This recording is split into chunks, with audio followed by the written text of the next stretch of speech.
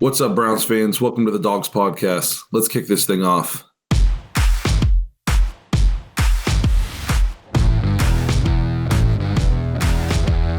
Welcome to the Dawgs podcast with your hosts Blake Reneker, Zach Kopp, Justin Charles, and Josh All. Hey, welcome back to another episode of the Dawgs podcast. For anyone new to the show, I'm Blake Reneker. I'm joined by Zach Kopp, Josh All, and Justin Charles. As you can see, not in the studio today. Kind of a busy week for everybody. Tough to get everybody's schedules lined up and linked up. So we had to do a kind of like a throwback quarantine edition of the podcast. Josh was the only one who could make it into the studio today, so good for him. If you're new to the show, please check us out on Facebook, Instagram, Twitter. Check us out on YouTube. Subscribe, please. We're working our way closer to 100. That's our goal in life right now. So help us get to 100 YouTube subscribers. Hey, it's our first episode of a victory. To celebrate a victory. How awesome is that? Man, it really feels good talking about some of the things that we didn't do well when we have a win behind it. Way better than last week's performance. So it's good to see you guys on a Victory Tuesday. Yeah, I don't know how many of these we're going to get this year. So let's enjoy it. Well, I guess it all depends on what team shows up and what quality opponent we get to play every week. Yep. Definitely going to be a lot nicer talking about the win. Some of the things we did right this week that were a lot of things I think we've been preaching about all preseason long that we wanted to see. Some of it kind of came to life this past Thursday. So I'm excited to kind of dive in. There were some things we still got to get better. Oh, we're not a well-oiled machine yet. We got some work to do, but it's easier to work on those things after a win. All right, well, hey, before we dive into the game, I wanted to touch on some of the injury updates. So we had Greedy Williams, Mac Wilson, and Kevin Johnson all back at practice this week, which is huge for the Browns. I guess we're going to determine their status later in the week, but potentially they could play this week. And I would assume if they don't play this week, at least by the following week against the Cowboys, they should be back. I would assume if they're practicing already.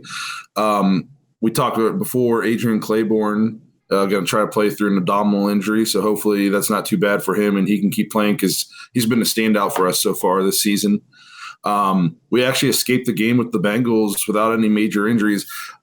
I've been saying I hate when the Browns don't play on Sundays because, it doesn't give me anything to do on a Sunday.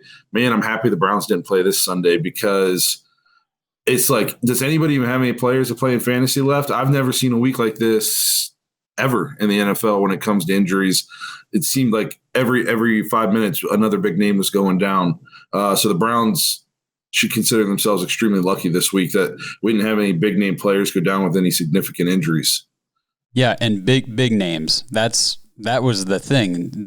All these injuries happen. What'd they say? There were 7 or 9 torn ACLs this weekend on Sunday. Like, that doesn't happen. The Niners had 2 of them. Right.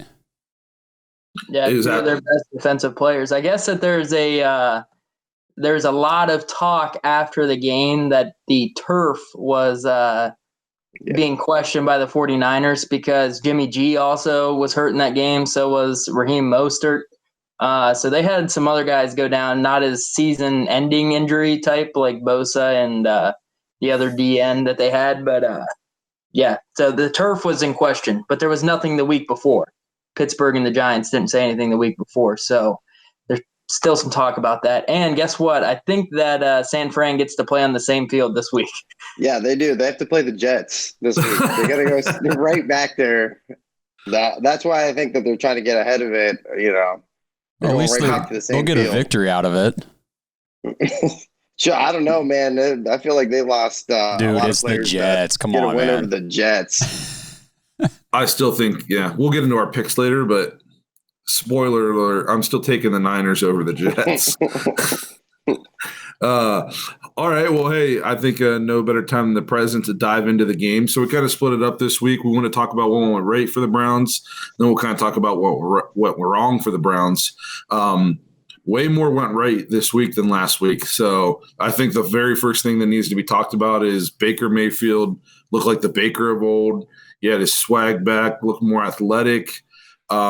He's way more accurate than he has been. It almost looked like the ball had more zip, like he had a stronger arm this week or something. I don't know. And I'm going to take all the credit because I called him out, and then he stepped up. So he must be watching the show, and I put that chip on his shoulder, back on his shoulder for him. I don't know. What you guys think. Well, I mean, we did say I feel last. like you're a flip flopper on Baker Mayfield. One week you want to trade him. One week he's the heir to Cleveland sports. Zach, do you have any feeling on this? Because Zach was particularly upset via text messages. Yeah. So I was just because it went from Blake, bashing Baker last week, and then here we are in the game, and Blake saying, oh yeah, Baker, looks good. We're looking good as a team. I was like, hey, slow your roll here, buddy. Just got done bashing. You were trading him for Gardner Minshew 2 days ago. I never once said that I hope Baker sucks all the time. I said I needed him this week to show me that he was going to do something, and he did what he played like a number 1 overall pick. I never said I hated Baker or anything like that, but we gave him a year, and he sucked for a year. Then we gave him another week, and he sucked for that week. So all he did was come out and do what he was supposed to do. And I'm serious. I think a big thing for Baker is he's got to find that thing, like that disrespect, like somehow somebody disrespected him. And I think all week he heard Joe Burrow's the better quarterback. Joe Burrow had a better college career, and he wasn't going to let rookie come in and outplay him. And he had that chip on his shoulder, and he looked way more confident. And I don't know, maybe Stefanski's got to find something like that every week for him. I don't know what it is with Baker, but it's like he doesn't play well unless he was disrespected. Well, and I think a little bit of that, but also a big thing is, we got the run game going, and that makes Baker look a lot better too, because we have 2, all pro caliber running backs that a defense has to prepare for. And when they're running, and we'll get into some of the stats with the run game that we had that were crazy. So we have really good running backs, but I kind of want to touch on the offensive line. And how improved they are in both the pass blocking and the run blocking. Some of the stats are crazy to think about, and it's like, is our offensive line really that good, or the Bengals that bad? I think it's a little bit of both. We'll find out this week against the Redskins. The Redskins have a very good front seven. So this is kind of, when we get into our preview with the Redskins, I want to see this offense and this line and Baker play well against a good defense. So I guess we'll find out with that. Another thing I wanted to touch on, I don't know if you guys noticed, but we got Odell the ball. We got it to him early and often, and we were getting to him without forcing it to him. It seemed like it was very much in the flow of the offense. It wasn't just us dropping back and just throwing it to him wherever he was and hoping he'd make the catch in double coverage or something like that. It was very organic. It reminded me, I think Stefanski, we saw the Stefanski that we thought we were going to get when it came to play calling. We saw, it looked like Diggs out there, the kind of play calling. That touchdown, that double move on the play action boot, that's like a staple of what we're going to be doing all season long. And like we said before the season, Odell didn't have a ton of catches, but he still had 74 yards or something like that and a touchdown. Yeah. I think that's along the lines of what you'll see from him this year. I think you'll see 4 to 6 catches, but they're going to be big plays, and he'll probably have a touchdown, something like that. I think that's the kind of thing, especially if we win. I think we'll keep everybody happy. Yeah, I was just going to comment on when you said we got the ball to Odell early and often. Early, yeah. I don't know about often. 4 catches. And I know what you're saying. You're exactly right. This is Stefanski's offense. This is how this is going to run.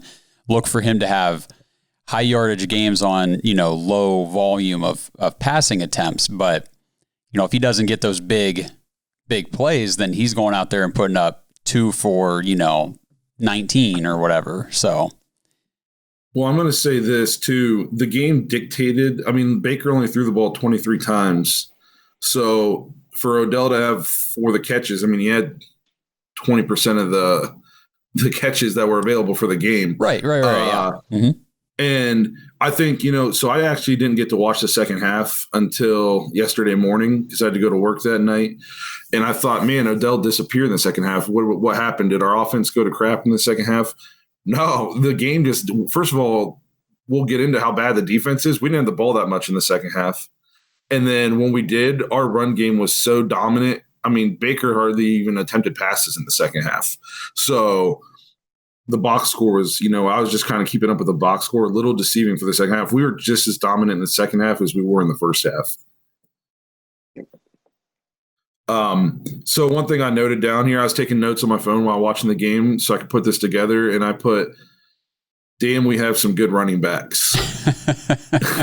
Yeah. Man, how nice is it? It's almost like our philosophy too. Like I'm seeing Hunt and I'm like, man, we're not getting Hunt very involved. And then all of a sudden fourth quarter comes around and we just like unleash him. How nice is it to have fourth quarter against a tired defense and then we bring in a fresh league leading rusher? Well, I mean, I don't know how teams are going to stop that. Chubb goes out and he gets 22 carries and Kareem Hunt still got 10. And both of these guys were over 5 yards a carry. Hunt was almost 9. He was like 8.5, a little over 8.5 yards a carry. Like, dang, man. That's what we need to be doing. I was very worried because for all week, all I heard was Nick Chubb, my guy. Hunt signs this big contract, he's out. Chubb's going to be gone. And then it was nice to see the Browns just absolutely force feed him the ball. I think at one point I looked and he had 19 carries and Hunt had 1. And I was like, wow, they've completely gone to, Nick Chubb for this game. And then, like you guys said, fourth quarter, Hunt is super fresh and just buries Cincinnati. And then, obviously Cincinnati comes out and throws it 60 more times and, Yeah. Yeah, so one of the big things that I saw, I agree. Both running backs we got are, legit. They're elite back. Hey, that's my dog. We got a couple dogs here in the podcast. You're going to see on the screen when you're watching this. But we had 10 carries, or 9 carries of 10 yards or more in the game. And let me make sure I get the number right. On 7 of those 9 carries, the running backs weren't contacted till 3 yards down the field.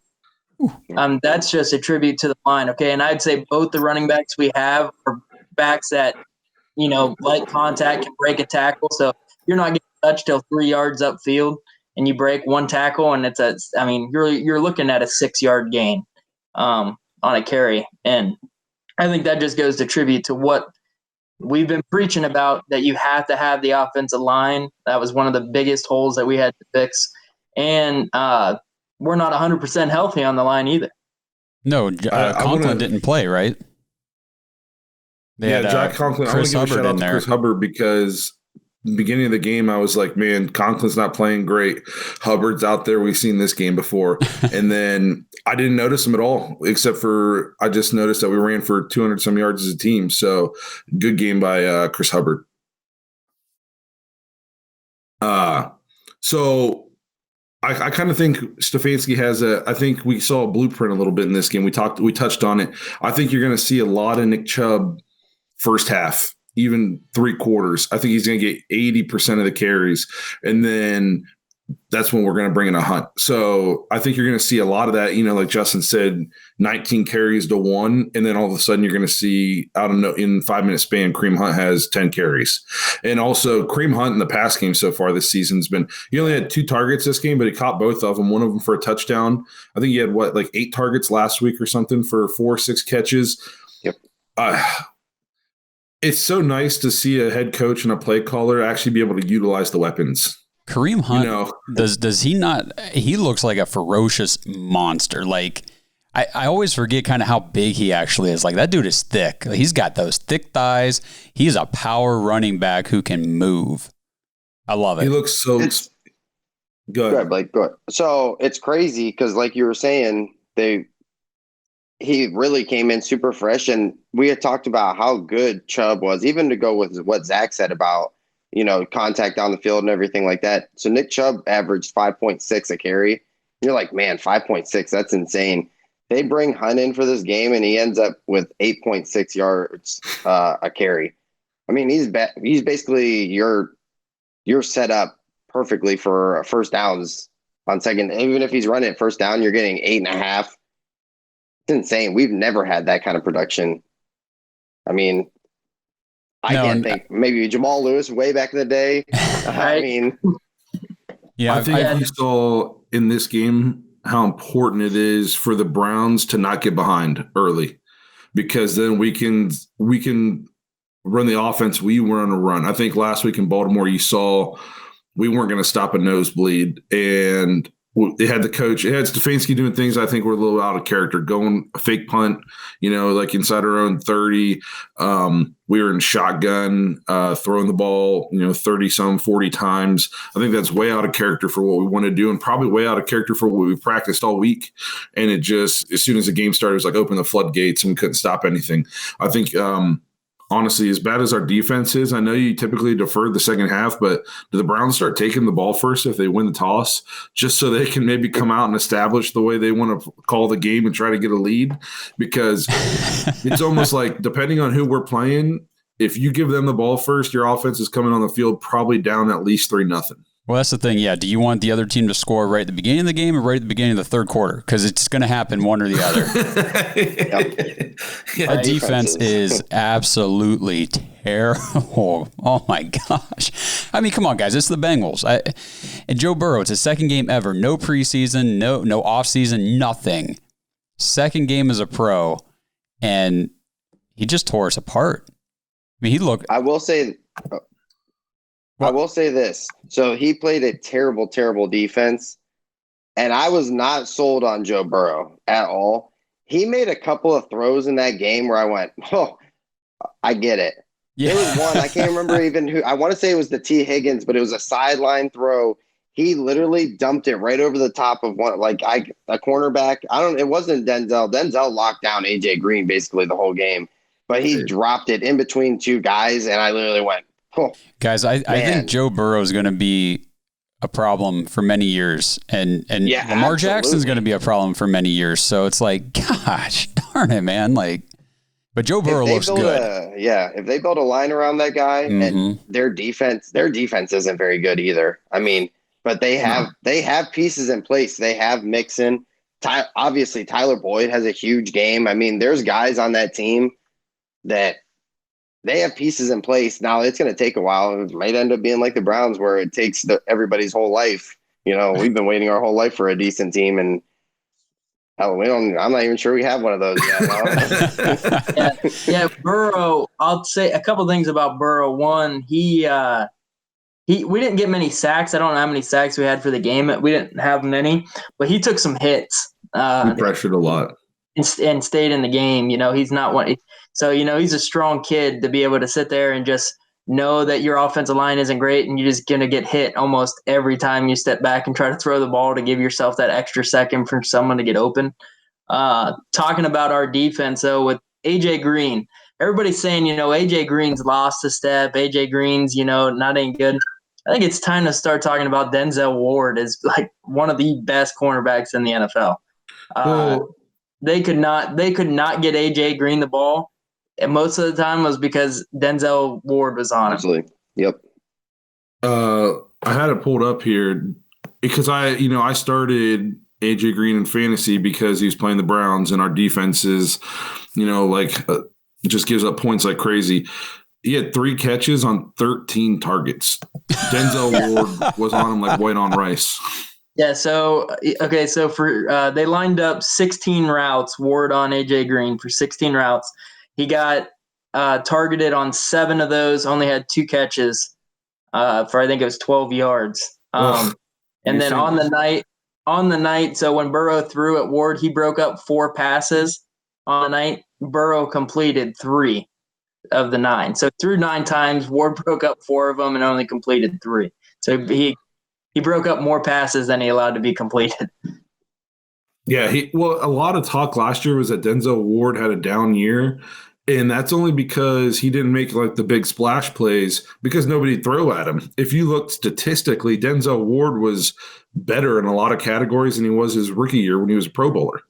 So to have him ranked at 16 coming into this season, where he was ranked 16th best in the NFL, at the cornerback position. You got to be kidding me. Yeah, it was very reminiscent of like early AJ Green career when Joe Hayden just locked him down, and like AJ Green couldn't do anything against Joe Hayden either. And now I was watching Denzel Ward the other night, like, man, it just reminded me of how good Joe Hayden was. I mean, he still is, but when he was a Brown, he was phenomenal. And I mean, Denzel Ward, yeah, I'm with you guys. He is top. He had a tough first game. His Baltimore game wasn't great, but I don't think anybody on the Browns roster had a good game. We all looked very, very terrible that game. Yeah, that face says it all, Josh. That's how I felt about it. But before we get it, we're going to get into the defense, like in the what went wrong section. But I do want to give the Browns. Obviously, I'm not making excuses for how bad our defense is, but we do have some injuries. And let's be honest, the first 2 games of this season, it's not like we've gone up against scrubs talent-wise on offense. We went up against a team that people are predicting might go 16-0, and a big part of that is their offense. And then I know Joe Burrow's a rookie, but they have a ton of talent around him, especially at the receiver position. So we haven't gone against scrubs yet. So I'll give us a little bit of a benefit of the doubt. Hopefully, with some people coming back, the defense gets better, because we're not going to win many games with this defense because we don't have the kind of offense set up to outscore people. Let me throw a shout out to another guy that we bashed a little bit last week, which is Myles Garrett. Now, when I was watching the game the other night or last week, I kept thinking, Myles, he's still not making an impact. He's really not doing a whole lot. He had his strip sack, which was awesome. Right when we needed it, he got it. That was great. That's the kind of stuff you expect out of a guy like Myles Garrett. But then I saw this stat pop up. It said that Garrett recorded 12 pass rush wins against the Bengals, which means that's a play where he beat his blocker under 2.5 seconds. So that matches his career high in a single game. They said in week 1, nobody had more than 9 in a game, and he had 12 on Thursday night. So one of those stats that don't go into the box score, but it's good to know that, he's flying off the ball and he's beating his guy and, causing havoc back there. How much of it, too, guys, is that we can't cover anybody? I feel like as soon as the ball gets snapped, there's like 2 seconds and the ball's out and there's a receiver upfield. I mean, like, don't get me wrong, like, our defenses, for all the expectations that we had, I thought that we were going to bring a better product to the table. But do you guys think that that's part of it at all? Or yeah, I do. I literally see Myles Garrett rushing in there and the ball's already out. So in my mind, our linebackers are kind of like the kids in Little League you put in right field so they can go pick daisies and stuff. Like that's our linebacking crew right now. It's bad. I agree. Linebacking is very, very tough right now. Hey, one thing I wanted to touch on when we were talking about running backs, Andy Janovich played an awesome game. I don't know if you guys noticed him, but yes. We had 2 running backs, or one rush for 80-some yards, another one 120-some. He made so many key blocks. That was such a good addition, and I think the way Stefanski utilizes the fullback is kind of awesome to see. And especially for an offensive line that has banged up a little bit, to be able to put in a fullback to help an extra blocker create some holes, I think that was huge. And I just thought not a lot of fullbacks in the league, and we got a good one, and we utilized him well. And I just definitely wanted to make notice of how good he played in last week's game. Hey, Blake, question for you quick. So, and now I'm going to just preface this. I'm being very cautiously optimistic about the Browns because I've seen them play great games and they've been, few and far between. But as the guy who owns Kirk Cousins in fantasy, how much credit are we giving Stefanski here? Because Minnesota's offense right now, I wouldn't take it over the Browns. No, they're terrible. That's exactly what I put in here. I said maybe the Browns do have one of the best play callers in football, because the Vikings have essentially just jumped off a cliff without a parachute. Playoff team last year. When it comes to their offense. What was that? I said they were a playoff team last year. Yeah, and their offense was explosive. Yeah. Yep. That's why we hired Stefanski, because look what he did for Cousins and Diggs and Cook. And, I mean, they are, like you said, I have Kirk Cousins in fantasy, and last year he was solid. I was getting 20 some points a week from Kirk Cousins, and now I check their box scores and it's halftime and he's 2 of 2 passing.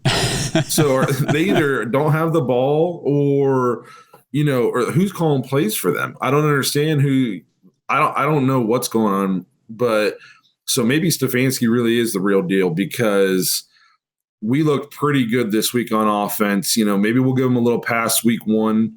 He didn't get to run the kind of offense he wants to run because of the way the defense played. But, man, we looked real good this week in the Vikings. I mean, Kirk Cousins had negative points until about a minute to go in that game. He didn't even finish with a whole point. he didn't even finish with a whole point.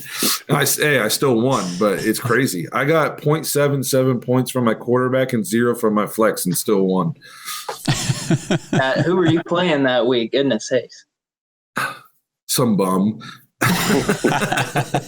All right. Well, hey, anything else anything else you guys want to talk about that went right? I think we touched on a lot of it.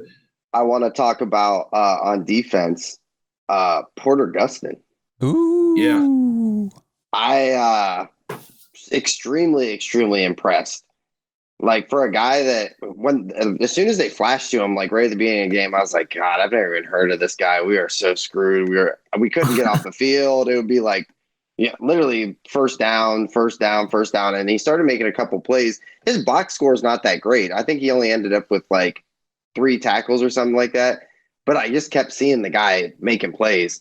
And on that strip sack with Myles Garrett, where he just blew up Joe Burrow, I was like, God, that was awesome. But I also was like, man, I felt bad for Joe Burrow because he got destroyed.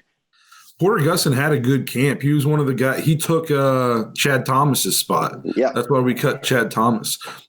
And, yeah, he played well. It said he had 4 tackles, 2 solo, and 1 for a loss. So he definitely, especially too, he didn't come into the game, I don't think probably not expecting to see a ton of playing time, and he played really well. And I do want to talk about Adrian Claiborne. Before he went out, he had another sack. I'm pretty sure he leads the team in sacks this year so far with 3. Hopefully he can play well through this abdominal injury because he's been huge for us so far. I looked that up too. Not abdominal, hip flexor.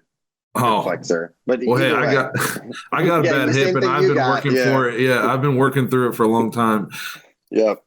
Hey, real quick, just another shout out to a guy, Mr. Double Doink got 5 for 5 on his extra points. Absolutely, that's key in Cleveland. Apparently, we can't make kicks. Now he didn't get to attempt a field goal, but he will sometime here. I did see that that the Browns did sign a kicker to their practice squad this week. So maybe they're still not sold on what they're seeing in practice from Parkey or whatnot. So we'll see. But we did bring in another guy undrafted. He made a post on Instagram, I think, with like Phil Dawson, something saying, undrafted, you got to take what you're dealt, type of a thing. So hey, I'm just going to go paying tribute to the GOAT. I'm going to go out on a limb and say if Seibert was our kicker Thursday night and he had to attempt 5 extra points, he's missing at least one of them. So it was nice to see a guy go 5 for 5. And that's special teams. So keys to the game, we didn't have any special teams mistakes. We made all our extra points. We pressured Joe Burrow. We might not have sacked him a ton, but we pressured him a lot, which unfortunately didn't cause him to make any mistakes. He still didn't throw any interceptions, but that wasn't for lack of trying on our part, at least up front. So we definitely came into this game, looked more prepared, and we just played better all around. That being said, what went wrong? It's pretty much all on the defensive side of the football. I put in here, how many times are we going to have a team backed up on their own end zone and we just let them off the hook? Last week we gave up a 99-yard drive against the Ravens. This week we get Stefanski goes for that 4th and 1 or 4th and 2 because he's like, you know what? Even if I don't get it, these guys are going to have to go 99 yards. And we got them backed up against their own end zone. In the first play, we go off sides, let them move the ball out to the 5. Then they eventually drive the ball all the way into our territory. I can't remember off the top of my head, but I don't know. Did they get points? I don't remember off the top of my head. I can't remember if they got points, but even if they didn't get any points, it's a huge turn of field position. So we gotta shore up the defense. I mean, how many times it's so Cleveland, by the way, when it's kind of an obvious, they're going to try to get you to jump off sides, and we actually do jump off sides. Well, it's unbelievable to me how we always do it. What about what happened? It was I guess now I got to throw a negative at Parkey because he kicked off out of bounds. Oh, yeah. The one after we scored the one time, he kicks off out of bounds, so they get the ball to 40, and then immediately we had was it holding, offside, something or other, and they got 15 more yards immediately. I'm like, wow, they're on our side of the field before they even run a play. Like, we can't be doing that kind of stuff. Yeah, I think we had 8 penalties for 80-some yards. So we're better this year penalty-wise than we were last year. I think we've had 8 in each game, something like that. I'd still like to see it get cut down a little bit, and it seems like it comes in spurts. I'm just about to make a note, hey, we're doing pretty good on penalties this week. We're not, we don't have a ton, and then we'll have like 3 in one drive. Oh, hey, now we got 8. That sucks. So we got to shore that up a little bit. We got to take advantage if we have somebody backed up against their end zone. I put the D-line, played pretty decent. We didn't have a ton of sacks, but we put a lot of pressure on Joe Burrow. But other than that, the defense is awful. We can't get off the ball on third down, and a big thing I put here is they went 5 for 5 on fourth down. Yep. 5 for 5. And some of those fourth downs were 4th and 4, they weren't, 4th and inches where they were just QB sneaking it. They kind of were. A lot of their stuff at the end of the game, it almost felt like it was typical Browns, like we're up a couple scores, let's play prevent defense like we've seen in the past, and all of a sudden we let the team right back in the game. They did have 2 drives at the end of the game, 83-yard drive and a 75-yard drive. That last one, the 75 yards, was like 16 play. They just kept, dinking and dunking little 5-yard passes or whatnot down the field. But once again, I felt like the Browns were kind of in that mindset of, okay, well, yeah, if they go down and score, we're still up, another score as long as we don't give up an onside kick. And I feel like as Cleveland fans, we should not ever be in that mentality. Atlanta knows what we're talking about. Oh my God. That's why I put in here. I said if we had Atlanta special teams, we might have lost that game if we didn't know the onside kick rules. Were you guys all sitting there worried at the end? Like I was. I mean, I wanted to kind of lay back in bed and be like, cool, we got to win here. And I couldn't do it. I was like, we could still lose this thing. Which was it? Okay. Did anybody watch any of that game? What, the Atlanta game? The Dallas Atlanta game. I watched the last couple minutes of it. I was just checking the stat line and just going, oh my God. So was that the game? I think that was the game that Troy Aikman and Joe Buck did. I think. I can't remember if it was them or not, but when Zerline sat the ball down sideways on the turf or whatnot, one of them, if it was those announcers, whoever it was giving them a lot of crap. Like, I've never seen anybody try to kick an onside kick like this before without a tee. And then it's like one of the greatest things that I've ever seen. Because the onside kick rules are stupid now. You can't, get your running start. It's like almost impossible to kick the ball, the typical way of trying to get it to bounce up in the air, because by the time it does that, you're still 6-7 yards off the ball. Do you guys there's a lot of talk that they're going to change it and do like a 4th and 15 type of a thing on your own 20-yard line. Like if you get it, you can obviously try to go down and tie the game. If you don't, the game's pretty much over anyway. What do you guys think about that? I think Josh was going to bring that up too. Yeah, I'll let you guys go ahead. I'm thinking. I think offensive have a better chance of doing that than onside. I think onside kick it's like almost impossible. Like you rarely see it in college or in pros anymore. Especially pros. Special teams are so well done. Like they coach them up for that. Isn't that the point though? Like it's not supposed to be like an 80% success rate. Right. You know what I mean? Like you basically have to catch a team completely sleeping on it. Like how many times do you see a team down with like 30 seconds to go and they go for the onside? If your special teams gives that up, you weren't ready. You were not prepared for that play.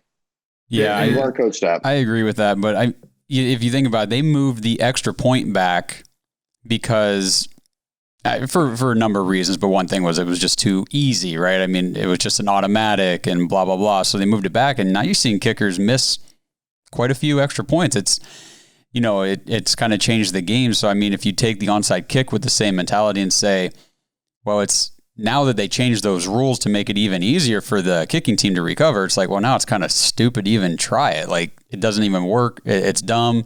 Maybe they do. Right. I could see. I'd be in favor of the 4th and what was it, 25 or whatever, and just let a team actually have a shot of running a play. Something crazy, to make it to be like almost like it is impossible to try and do. Mm-hmm.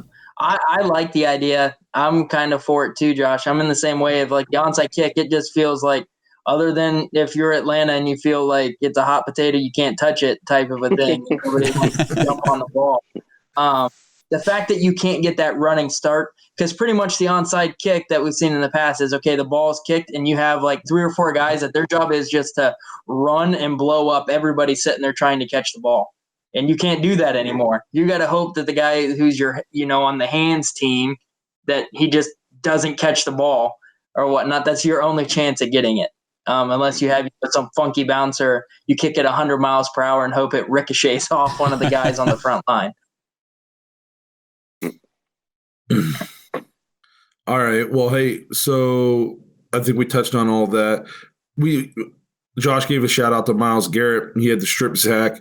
I do still want to see more out of him. Like Justin said, though, some of that could be attributed to the fact that we can't cover anybody, so the ball's out in 1.2 seconds. So it's kind of hard for anybody to get a sack. That being said, Adrian Claiborne has 3. So, You know what I mean?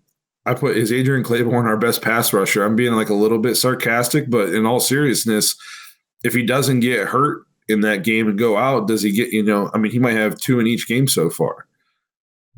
How did you guys like when Burrow tried to get out of the pocket and Sheldon Richardson came back and just grabbed him by the chest and threw him on the ground? He tried to do like a spin move. Awesome. Yeah, it didn't work. I was like, maybe in college, kid, but pros are a little different. Yeah, no, I think that we got, 3 people that, and I kind of read an article, so I'm going to kind of steal some of their stuff, but definitely 3 people we've kind of been, expecting some things out of that have been our biggest letdowns. Austin Hooper being one back on the offensive side. Oh, my God. Paying him all that money, what we're getting out of it. And, to be honest, he probably can't be too happy either. Like, hey, I thought I was coming here, going to be a big asset, and I got 4 catches in 2 games. I could be in Atlanta where at least they just throw the ball the whole time. But so him, Olivier Vernon, and I know he's been injured, but I was expecting big things. I thought, coming in this year, he's going to be more healthy. I know the injury thing you can't really control sometimes, but I'm counting against them or whatnot. It's one of the letdowns. And then Donovan Peoples-Jones back on the offensive side too. I mean, he hasn't even played. And did we have high expectations for a 6th-round draft pick that never had a 100-yard game in college? Well, coming out of training camp, yeah. I mean, people were raving that he was going to be our number 3, and then he was going to at least be returning kicks or whatnot and be used on the field. He hasn't even played. I think he was inactive this past week for personal reasons. Yeah, well, but it kind of goes back to what Blake was saying too earlier about the way Stefanski's running this offense. I mean, if I'm just kind of looking through the stats here real fast, it looks like as far as wide receivers go, Baker targeted his wide receivers 11 times in the game. Like that doesn't give a whole lot of targets to go around. You know what I mean? And the 3rd wide receiver was Kadero Hodge. So yeah, which I'm pretty sure he gets in on the plays or whatnot when it's just strictly run plays. I got Odell on my fantasy team, and every time I see Hodge on the field, I'm like, we're running the ball. Here comes another run play or whatnot, because that's I feel like the only time he's on the field. And what sucks is whenever you're watching the game and you know that kind of stuff, you're like, hey, here's Hodge, we're running the ball. If you're watching the game, you're fans sitting at home watching the game. What do you think the other coaches are doing? Like, whatever.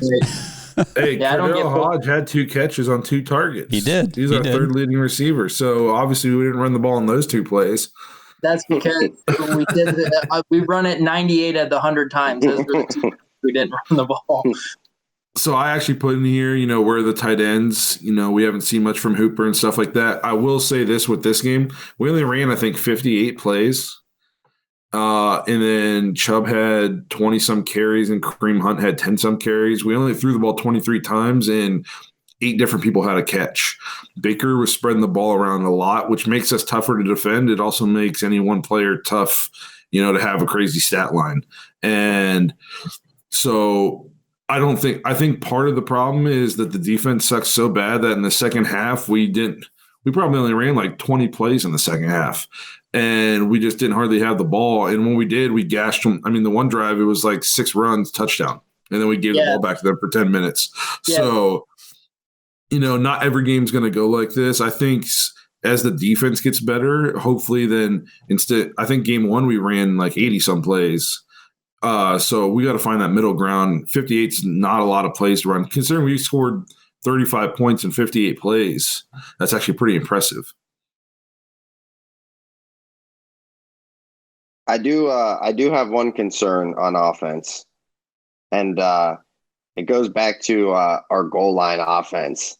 How many more times are we going to line up on the 1 or the 2-yard line and run it and just get absolutely blown up? I feel like I saw somebody, I can't remember if it was a tweet or somebody posted something, but they're like, the Browns' biggest enemy is a first and goal.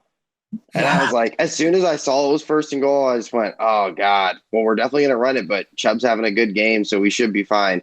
Oh, God. Oh, he got stuffed. All right, here we go. Well, hey, second goal. Then at that point, you're kind of – it's predictable. Like, I don't know. I know we've talked really a lot about the play calling, and it's hard to be like a Monday morning quarterback and say, oh, hey, well, after this, they should have done this or that, but – I feel like we struggle big time in those situations still. You know what, though? At least we have an identity. Last year on first and goal, I remember a game where we had 8 plays from the 1-yard line and didn't score. Yeah. And it was like all passes, none to our best receivers. So at least we have an identity so far this season, it seems, and we have a plan. We got to execute that plan, but at least we weren't running trick plays from the 1. We didn't throw 8 consecutive passes and not give Nick Chubb any chance at all. So, I mean, sometimes you get stuffed at the 1. I'm okay with giving the ball to those guys. If that's what's going to happen, I mean, it's kind of live and die on the sword, like We've ran and Raven said how great the offensive line looked and everything. I'm very okay with giving them the ball 3 times in a row. And if we don't get in, well, then it is what it is. But I'd like to see us get in. Yeah, I completely agree. Yeah, I'd like to see us get in too. But, it is what it is. All right. So this last thing I put on here for what went wrong, I said, obviously Baker played so much better. But, man, I'd love to see a game where he doesn't throw a pick. And I know he played better, but he only threw the ball 23 times and he threw a pick. I mean, Joe Burrow threw the ball 61 times and didn't throw a pick. I mean, if Baker threw the ball 61 times, he might throw 4 picks. Yeah, I mean, Baker's interception was a deep shot target. I don't know. It looked like he did not see the safety there. Yeah.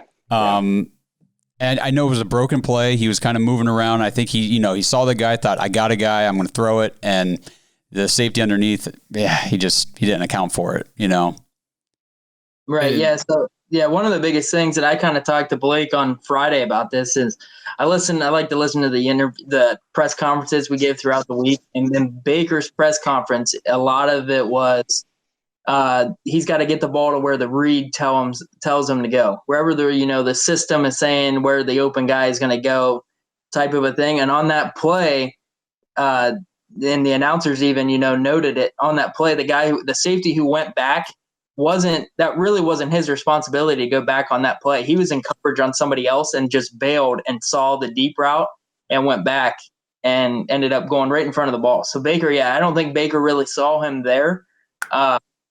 Which I don't know how we didn't see this guy just streaking down the field or whatnot when there's nobody else around. But I think that he's kind of got himself in this mentality after week 1. That, hey, I'm not improvising. I'm not doing anything. I'm going wherever the play says that I'm supposed to go. If they do this, I'm throwing the ball here. This guy should be open. I think it was one of those scenarios where he kind of did that and didn't anticipate a guy, that's going to jump the route that typically might not be doing that. Or the rule says that defender is not going to do that on this play. And, and I think it's good that he's going to play in the system because the system, is set up for him to succeed. But at the same time, he's the number 1 overall draft pick. I need him to be able to use his eyes and see defenders, like in his defense though, bro, he had a good game. He had a high completion rate. No, he had a good game, but that was probably his worst. That was the only suspect play that I remember where I was like, ugh, that was Baker, old school Baker. Right, but I see what Blake's saying, though, is the difference. You can't make it through a game yet without throwing a pick. That's the thing that sucks, is can we just have a clean, no turnover game, Baker, please? And he played, like I said, he played a good game. I'm going to give him all the props in the world for playing a good game, but that game should have been iced away, and that pick let them right back into it. And you can play a really good game and still lose because of one mistake. And if Absolutely. The Bengals were any better, that who knows what happens. So obviously kudos to Baker. He looked so much better. And it was a game to build on for Baker too. I think he can definitely go up from here, but I just want to see a game without a turnover. Just give me one game where you throw 2 touchdowns and no picks. I don't think it's going to be Sunday. I'll be honest. I don't think if that little bit of pressure caused that, because the pocket broke down and he stepped out. I don't know, man. He's going to see a lot of pressure Sunday. Sunday's going to be some pressure. Big tell, because I don't think they're running. I think their running game's always going to have a chance, be successful. But if there was a game early in the season against a front, 7 that you had to go up and say, hey, we really got to control the game and run the ball, this would not be one of the games you'd circle that you'd want to try to, pound the ball. Now, hopefully I'm wrong. Hopefully Stefanski goes out there, he schemes it up, and we have, Hunt is averaging 9 yards a carry, and we're looking and everything's clicking. But I feel like it's going to be a little bit more relying on Baker, Odell, Jarvis. I think Hooper's got to get involved this week. And I think that's going to be, because I think their secondary is not great. So that's who we got to attack. So obviously, for anybody watching who doesn't know, we play the Washington football team this week. So, formerly the Redskins, very good front 7, Chase Young playing up front for them, which is, I'm excited to watch him play. I hope he does nothing, but I'm still excited to watch him play. Like you guys said, I think I'm actually really excited for this game because this is going to be the first game the Browns play, I think, where the offense of the opposing team isn't that great. So maybe the defense can kind of build some confidence in this game. And then it's a good defensive test though. So I think if the Browns can go out and score 21 points, who knows, maybe that'll be enough, because I'm not convinced that the Redskins are that good on offense. But I do think we're going to have to try to establish, I think you have to at least attempt the runs to set up the play action passes. But I'm really excited for this game. I think this is a game that if the Browns win and we score some points, if we put up 3-4 touchdowns against this defense, I'm starting to feel pretty comfortable with what we're going to do on offense. Yeah, I agree with that. And next week, I'm hoping our defense comes out, because if our defense looks terrible against what the Washington football team throws out there on offense, I'm not going to feel good, even if we get some of those guys back. We should look better against this team. Dwayne Haskins, not great. Their running back, Young, not great. They have McLaurin as a wide receiver. That's it. They don't have anybody else. So they rely on their defense, and their defense is, their front 7 is legit. You can put them out there pretty much about any team in the NFL at the front. Yep. So. But their secondary and everything, I don't know if you guys watched any highlights, but Kyler Murray made him look silly. That's what I was going to say. I'm going to give some bulletin board material to Baker. I'm going to try to put that chip back on his shoulder. Kyler Murray just tore these guys up. So I want to get in Baker's ear, people telling him Kyler Murray's the better Oklahoma quarterback. Kyler Murray's the better young quarterback. He just tore these guys up. You're going to suck against these guys. So hopefully Baker's listening. We can put this chip back on his shoulder, and hopefully he goes out and plays well, because as good as their defense, their front 7 is, like we said, Kyler Murray went off on them.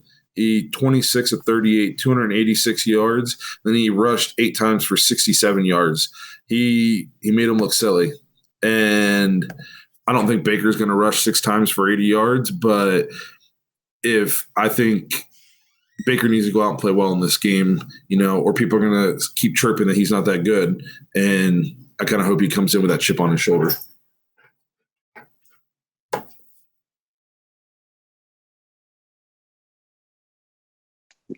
Are you guys still there? Yeah, we're still here. You said it all, Blake. You said it all, man. Gazing into the screen at us. So. I was talking. Well, I thought talking so somebody else could talk. I thought your dog was going to chime like in. Adam Gates giving a press conference. Adam Gates. I can't believe he's not fired yet. Oh man, it's coming. Does he make it through the season? No. Well, okay. You know what? That'll be the reason. That'll be the reason they'll get rid of him, and Sam Darnold will still be the guy. It's because the coach was terrible. That's what they'll sell. I don't know, guys. It's the field's fault. The turf is bad. I will say, Colin Cowherd, I haven't heard him talking up Darnold in a while. He's all about Joe Burrow now. He should be. So he jumped off that train real quick, and now he's all about Joe Burrow's better than Baker. That's all I keep hearing now. I'm like, man, just keep Baker out of your mouth for one day. My God. But all right, well, hey, that's a preview of the Washington. Hopefully, we'll make our pick. We won't forget.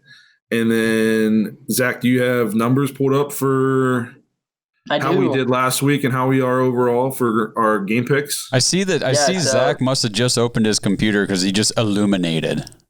I just pulled up Excel or whatnot where I got the Dawgs pick 'em here pulled up. So we had I came in last and I thought I had a good week, and I went back and I looked and I went 12-4 this past week.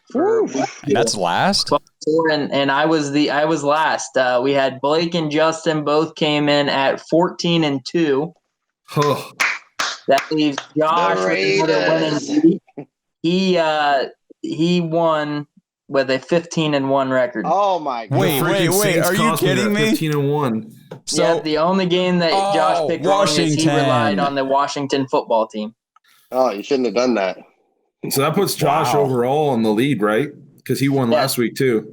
Yeah, so I got the overall. So overall, we're sitting at Josh total record 27-5, Justin 23-9, Blake is 25-7. 2 games back, and I'm at 22-10. So I'm 5 games back. Justin's 4 games. Blake's 2. Josh has got a 2-game lead on everybody. I know we're not picking against the spread or anything, but damn, we're awesome. I know. When you said that you had a 12-4 record and came in last, I'm like, wait, what? Yeah, it's pretty awesome. How many times do you see on ESPN these guys pick games and they're like, oh, last week Boomer was 3-15. Guy's been watching football for 40 years. So I don't understand. Maybe we need to be, we're going to take this to ESPN. We'll see if we can get on SportsCenter. But all right, Zach, why don't you throw these games out here and we'll make some picks. All right. We got Miami at Jackson. Do you guys want me to start it? Yeah, go ahead. So for the Thursday night game, I'm going to go with little Minshew magic. I'm going to go Jacksonville. I'm going Jacksonville also. I know 2 weeks ago we thought they were going to lose every game, but Gardner Minshew just doesn't seem to want to let them lose. They almost came back and won again. Yep. I'm with you guys, Jacksonville. I think they take it to the Dolphins. I'm going Fitzmagic. I'm going to go with Miami this week. I'm picking Miami. I got to try to make up some games already. Explains why you went in last place this week with your crappy 12-4 record. Yeah, well, here's my little bit of thought behind it. I think this is a setup that you could see Tua in the second half of this game. Not the whole game, but you might see. Really? You might see Tua in this game. Plus, the Bills, they played the Bills tough this week. If there's ever a time for them to move to Tua, it's going to be on prime time. I mean, Thursday night, everybody's watching. That could be the night that they're like, hey, get Fitzmagic on that short leash. He throws a pick or two, get him out. Right. And I think that, that could spark him to to win. We've seen that before. Somebody coming in or whatnot and saving the day in prime time. Yep, on a Thursday night. I was there. Absolutely. All right, next game, Chicago, the 2-0 Bears with Trubisky for Atlanta. Yeah, cool. I'll take Atlanta. That winning streak comes to an end. I was going to say, Justin, really? I'm going with you on this one. Give me the Falcons. I think Matt Ryan I don't think that the Bears have the firepower to keep up with how much the Falcons can score. I mean, the Falcons, come on, guys, let's be real. They should be 1-1. Yeah, absolutely. Against Dallas is good. They should have beat them. Dallas is okay. Yeah. I don't know now. Blake's thinking about this. We got him. I'm going Bears, man. I'm going Bears. The Falcons. Man. How many times do the Falcons have to suck? Come on. How many times do they have to suck? Yeah, I'm going to go Atlanta, though, here too, Blake, especially with it being at home. I'm going Atlanta at home. All right, next game, we got the LA Rams against the Buffalo Bills. Big game. Two teams that look really good at the start of the season. All right, guys. I'll just jump out here quick. I'm going Josh Allen. Give me the Bills. Yeah, I agree. I'm going to also take the Bills. I'm going to go with the Bills too, but this is a tough game for me to pick because Sean McVay kind of seems like he's got them back to where they were 2 years ago. All right, I think I picked Buffalo to win that division. I think Josh Allen looks really good at the beginning of the year. Even though he's played against two scrub teams and everybody likes to use that, look who that he's played so far. He's got he's averaging 350 yards, I think, something like that passing. So for that reason, I'm going to take the Los Angeles Rams because I think they're going to. There you go. Not a boy. So bragging you up, Josh Allen, just to lose. All right, so we're going to go Tennessee at Minnesota. Poor Minnesota. Go ahead, Justin. I'm like one of those people that eventually you got to pick the loser to come out on top and get that game back. But I'm going with the Titans here because I don't think Minnesota can do it yet. We're not there yet. Go ahead, I'm going Tennessee as well. Yeah. Okay. Well, yeah. Tennessee, Vikings. There's no way. I'm taking the Titans also because the Vikings to me look like one of the worst teams in football so far this year. They look like the Browns last year, except with a worse offense. Yeah. And the other thing with Minnesota, real quick, is their offense is really taking a hit, but their defense isn't what it was either. No, they just lost Anthony Barr for the year. At least they lost him for a while. That's another big loss on their defense. Okay, one of the most surprising teams here just from last night, the Vegas Raiders at New England. What did you guys think of their stadium before we make this pick? It's nasty. I saw it in person, and it's awesome. That thing is looking sweet. It looks nice out there. Too bad it's empty. Right. Yeah. That's a crazy good game. I'm actually going to go with the Patriots. You say that like it's a shock. Like I'm actually going to go with the Patriots. I think it's going to be a closer game than that's a tough pick for me. But when I first looked at this, it was a tough pick. And then I remembered what I saw out of Cam Newton against the Seahawks. Guys, I got to eat some Major Crow on this Cam Newton stuff. You do. Wow, that dude. Oh my gosh. Let me hear it. Come on. I mean, what did he throw? Almost 400 yards or so? I mean, the first week it was all about the running and it was like, well, is he really going to pass? This week it was like, okay, never mind. He can pass. Like he's Cam Newton. He is Cam Newton. He's back. Yeah. Cam Newton looks good. But I'm riding this Raiders train or whatnot. I'm going Vegas. I love me some John Gruden. I'm going Vegas too. Me, Zach, and Peter King all in on Vegas right now. Oh God, best roster in football. Maybe he was. Hey, maybe he was onto something. All right, San Fran banged up. Don't know who's going to be their quarterback yet this week at the Giants. Well, you know what? I'm still going to take Nick Mullins, backup quarterback against the Giants. I'll still take that all day. All right, yeah, ditto. Give me San Fran. Yeah, go ahead, Zach. I'm going San Fran as well. Barkley was playing. I might be tempted or whatnot, but he's out for the year as well. Yeah, give me San Fran. This is going to be a team of nobodies playing against each other. Here, next we got Cincinnati, Joe Burrow on the road at Philly.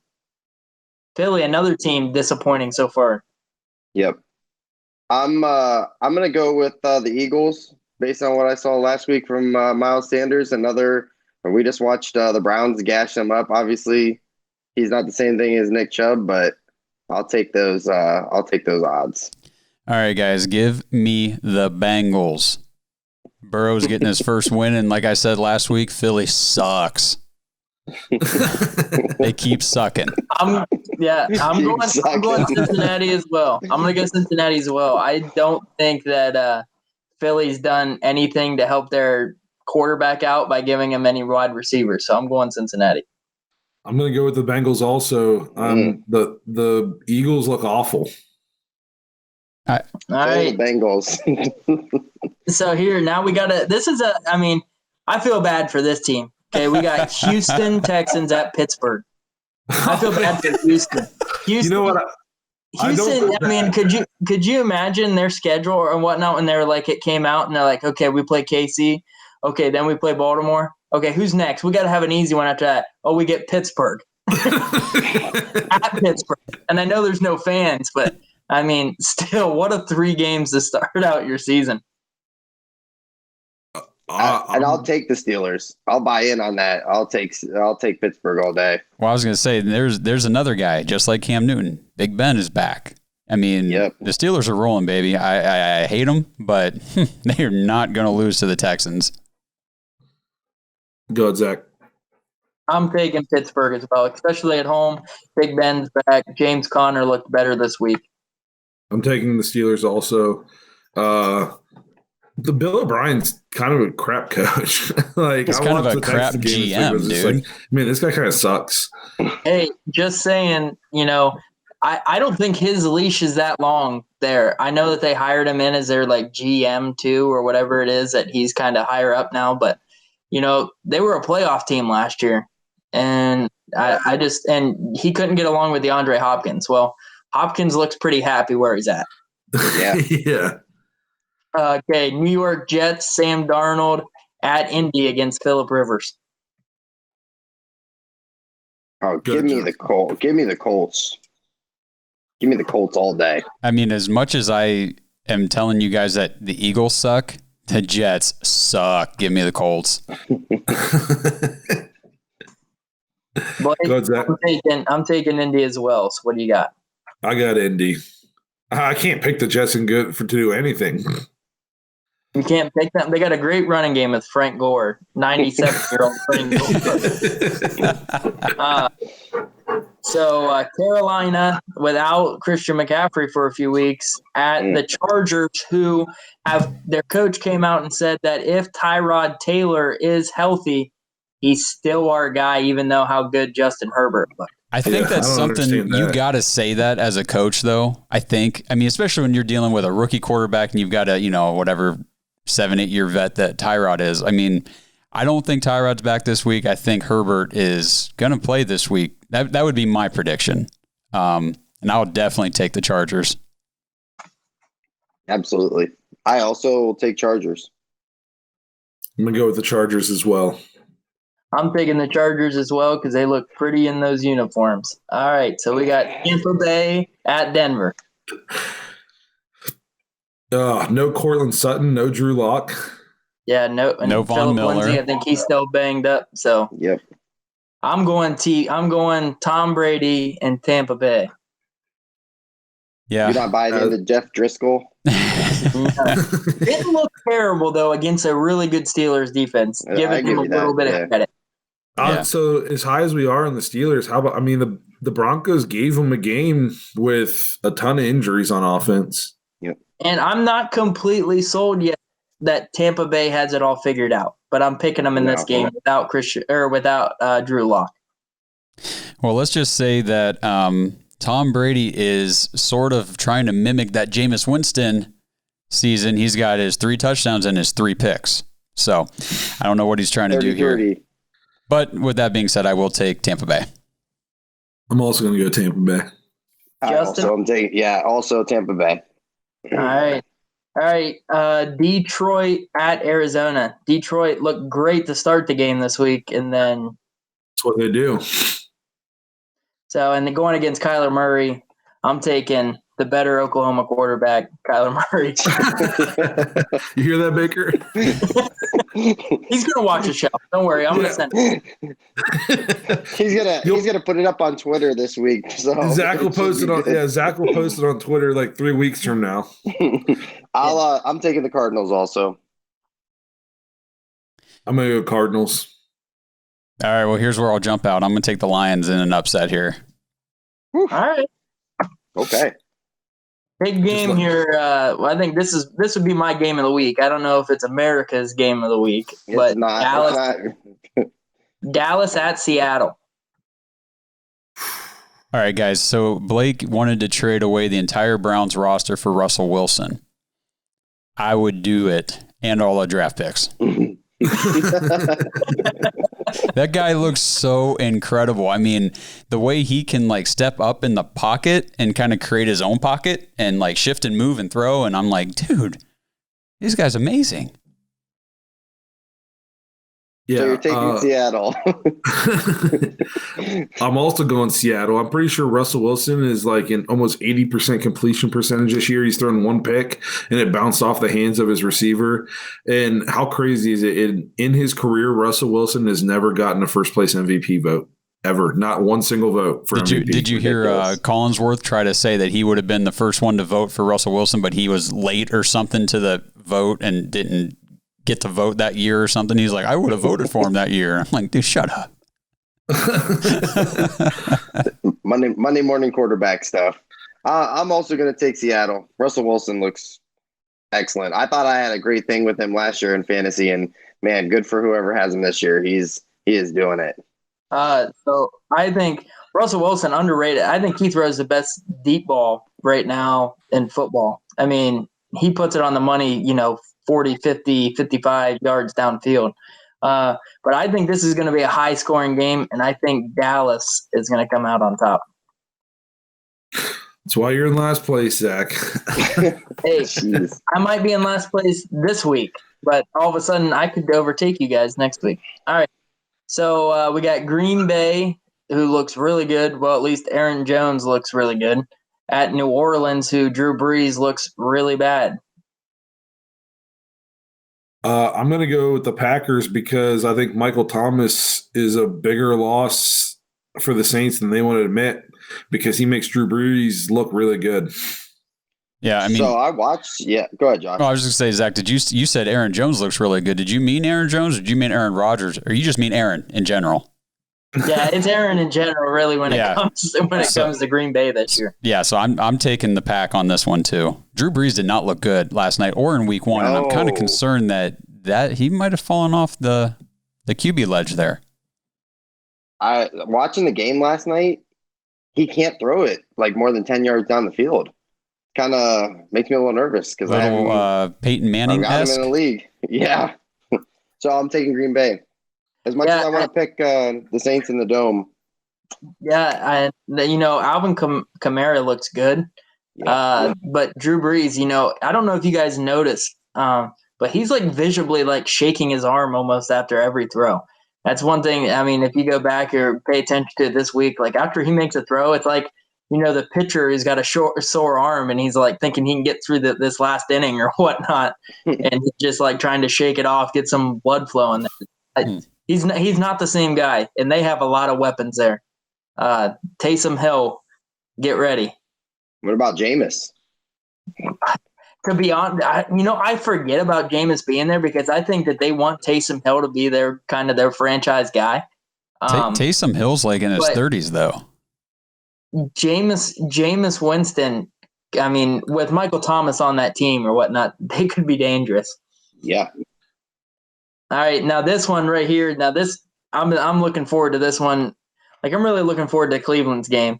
but Kansas City at Baltimore is going to be what could be a AFC showdown, that we see in the playoffs. On paper, that is game of the year early. I mean, that is crazy that these two are actually matched up already. I think it's going to be a really good game, and I'm going to take Kansas City. Yeah. I'm going Baltimore.